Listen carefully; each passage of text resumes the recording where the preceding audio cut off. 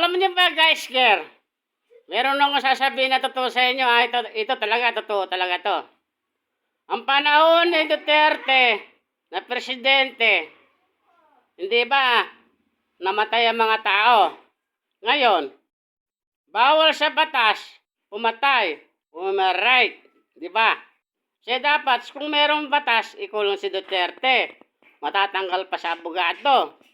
Yan ang tamang batas. Kung tapos sa mga sundalo, walang silbi nung panahon na yon, walang silbi. Nung panahon ni Duterte, walang silbi mga sundalo. Totoo yan. Ang kailangan, mga polis, ikukulong sa batas ng tao. Kung mayroong batas ha, sinasabi nila kung mayroong batas.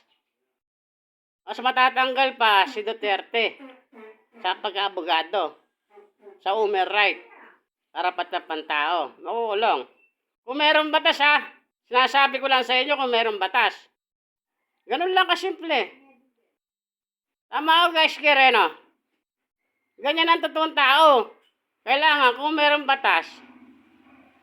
batas lang, kasi ang batas kasi ng Pilipinas, parang tanga eh. Parang ganun lang sa isip ko, parang ang tanga ng batas ng Pilipinas. Parang tanga lang eh. Hindi nila alam eh. Ganun lang, parang tanga ang batas. Kasi sinabi ko, tanga ang batas ng Pilipinas. Mabagal. Ganun. Ako top notcher ako ng abogado eh. Totoo yan. Guys, girl.